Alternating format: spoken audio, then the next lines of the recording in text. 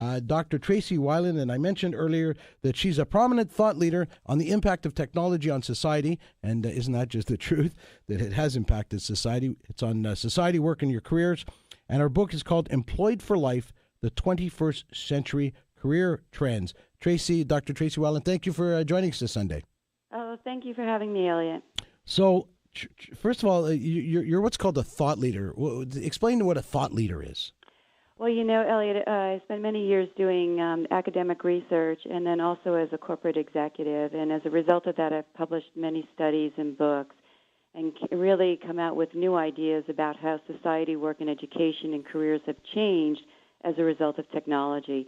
And so when you come out with new ideas, you're often referred to as a thought leader, as you're leading in a new area of thinking. Now, these changes happen, and I think sometimes people just don't realize they're happening. Is that correct? And sort of part of what you're doing is saying, listen, this is happening. Here's how we can embrace this, or you should be aware of it. Yes, that is correct. In fact, what people aren't realizing is you're actually, for example, living longer. You're probably living to 100, which means that you'll be working longer. Instead of maybe 25 years, you might be working 60 years. And then think about all the changes that have already happened to date that will continue to change your life, your work, everything, and technology is a huge part of it. Right, and we're in an industry that has technology has impacted both beneficially and negatively for us as well. And we see, it's interesting, if you don't keep up with technology and understanding the change, we see that with a lot of, consultants, for example, or agents in our industry in general. Most of all of our people are pretty up to date. But, if you don't keep up with it, you can just get lost. That's true. I mean, some of the statistics say that by 2020, 75% of the jobs will have a technology component. So I think it puts the onus on all of us to think about what technologies are in our careers, in our fields, and how we can keep up with it. Right. So now let's relate this to some travel, because that's, we are a travel talk radio show. And let's just talk about, summer jobs for people who want to travel. What sort of things could people get involved with and, around the world and in different areas? What are some of your thoughts on that? Well, Elliot, I looked at three populations. One is, the adult who is working and wants to do something different for their vacation. I looked at the adult who's not working, who might want to be able to find a job in the summer and explore, and then also college students. So let me just take the first one, which is the adult who may not be working but has a skill. It might be a nurse. It might be someone in the oil industry. It might be a truck driver. There are jobs that may not be in your local area, but they might be in a more remote area, right? So a traveling nurse, for example, is not a nurse who travels. It's a nurse who uses their skills in maybe a more remote part of Canada where there's high demand for his or her skills. And you can go spend a block of time practicing, your industry in another part. And sometimes I think people don't look outside their own neighborhood, and they should, because there could be opportunities for employment. Well, and not only that, I mean, if you think of it, sometimes people don't, I don't want to go there because it's like to work. But they don't think about it, if you put it in the perspective that you just have, is, hey, maybe going up to Northern Ontario, which is beautiful. I grew up there. It's a wonderful, wonderful lifestyle. And if you think of going there to travel instead of working, and you happen to work at it, it becomes a much more palatable thing to do. Yes, I would agree, because I think when you're working in a location, you also begin to understand the location much better. You're not just a tourist anymore. You're really understanding what it's like to live, breathe, and eat there. And it does make the time more interesting while you're there if you're working there. So I would agree with you on that. Now, you mentioned working elsewhere in Canada. What about other parts of the world, or do you, Well, the one thing that Canadians have, which is a little different than Americans, is you do have the exchanges with the United Kingdom, with the Crown countries, Australia. So a lot of, there's a lot of opportunities for you to get work visas and spend what they call, a lot of students spend the gap year, the year between college and working, high school and college, in another location. So I think it's just getting out there and looking to say, okay, what kind of work visas do I need? What kind of permits do I need? And where in the world do I want to go? And there's a lot of interesting places, from teaching English overseas to cruise liners to jobs in Alaska to African safaris. Now, you mentioned people that work. What about retired people that just want to sort of keep active and get, maybe supplement their income and use that to travel with? There's a couple of interesting things. One is, since you mentioned the cruise that you have, a number of people have told me that they actually spend their time giving seminars on cruises. it isn't an income generating, but what it is, it's an exchange. You get food and board, and you get to go to all these locations in exchange for maybe teaching a language or teaching history or art about some of the stops. So I think that's a very interesting way for someone who's retired to spend their time, not just participating in the cruise, but really participating in the cruise. Yeah, I understood. And it's not like work when you're really enjoying it. I mean, I often say, but, I've always worked in businesses that were almost my hobbies that turned into businesses. And it's not the same working in that as some other field. So if you can find something that's your passion to work in, it makes it much easier. You mentioned college students, and I want to talk about that, but I need to take a break. So we're going to take a break, if you don't mind. Dr. Tracy Wilen, her book is Employed for Life, 21st Century Career Trends. And actually, you can get more information. Tracy, what's your website? It's just tracywilen.com. And Tracy Wilen is Wilen. So Tracy, TracyWilen.com. We'll take our break here on 580 CFRA and be back right after this.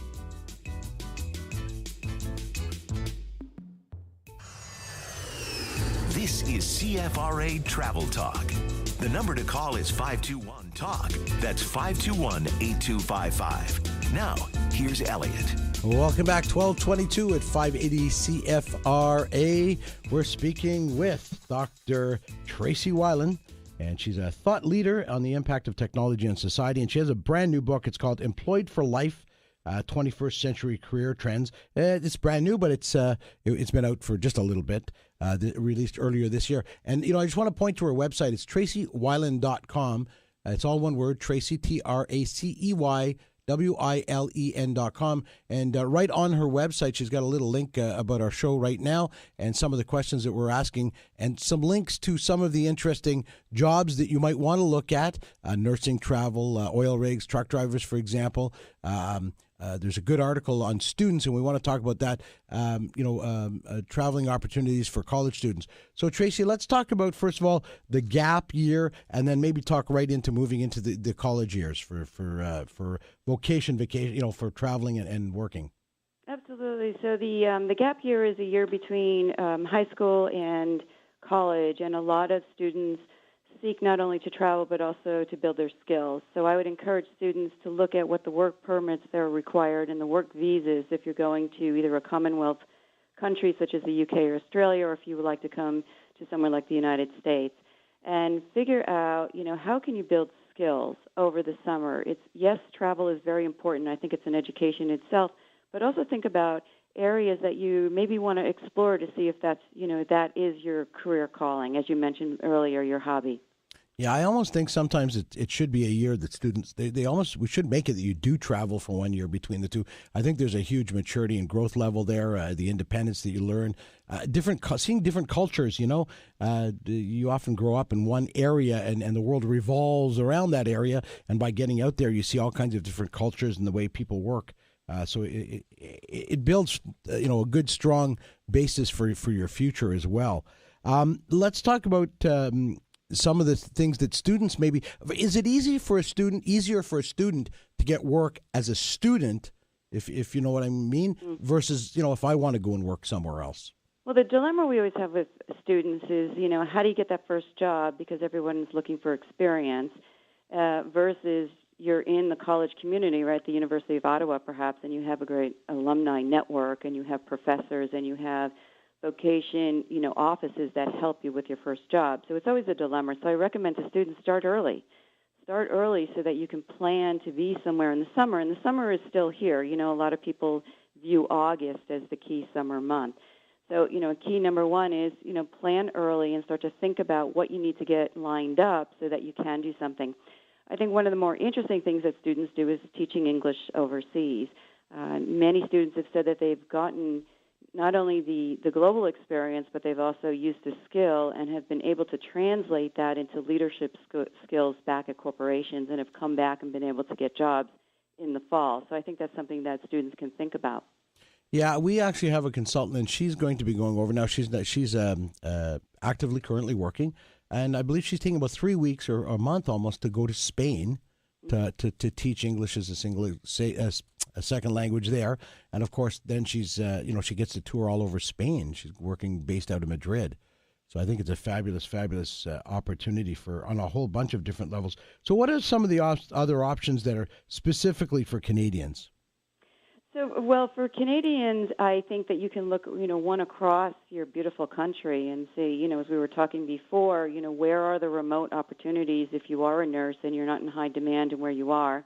Oil is obviously, right, I was just looking at oilrig.com and, there's Alberta has a number of opportunities. And then also think about like truck drivers. Truck drivers are in very short demand, not only in the U.S., but also in Canada and globally. And think about it, you can actually have a job driving, and I actually looked at a couple of websites there, and there's demand in all of the provinces in Canada.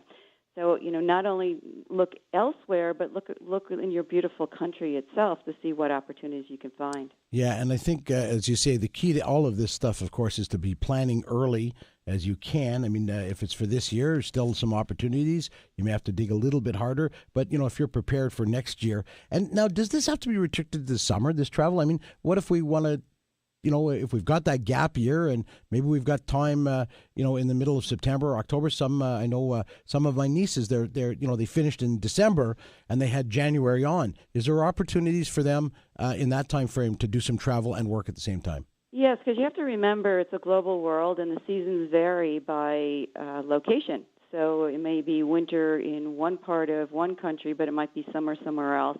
I like seasonal jobs. If people are looking for short-term places to visit and also experiment with different kinds of industries. So, for example, hospitality. There's resorts globally that could use help, whether it's a golf resort or in the restaurant or in all-inclusive vacations or housekeeping. There's going to be positions there. And I like Alaska because right now it's summertime, so there's high demand, but then you have the ski resorts that will have high demand in the wintertime. So I think you can find things somewhere in the world if you really put, your search engine out there. Right. And I'll just mention that search is very easy now to find jobs very specific to locations. But I must put a little caveat there. Make sure that you do your research into who you're working with as far as taking jobs and travel. You have to be very careful to make sure that they're legitimate, authorized, et cetera, et cetera. So, do your due diligence that way. One of them that caught my eye on your website at TracyWilen.com is actually, and we don't have a lot of time to talk about it, is the Tuscany.com cooking school in Italy. I mean, how good would that be? To learn how to, and that's a high demand job as well, being able to be a chef these days. Well, that's one where you can go and try and enjoy it. And the other one is a Vocation, which is you can actually pay someone to shadow them in an actual industry, whether it be cooking, a winery, or on a farm to see, do I want to switch careers, or if I don't have a career, is this something I'm interested in? And you can test it out before you actually commit. Absolutely. We met in Hawaii, actually, a lady who goes down every year for 3 or 4 months. They have and helps a friend who owns a coffee. And she was actually from Ottawa. They own a coffee plantation down there, and she helps in the retail part of the store and helps them out. And she learned that. Now she decided that I kind of like this. So every year she goes down and she works down there and kind of fills in the gaps. Dr. Tracy Wilen, we are out of time for this half hour, and I really appreciate you taking your Sunday. Your book is called Employed for Life: 21st Century Career Trends. Invite you to check out her website at TracyWilen.com. TracyWilen.com. Got some great links about that we talked about today on Travel Talk with Elliot. Thanks, Dr. Tracy Wilen. Appreciate it again. Thank you very much. Okay.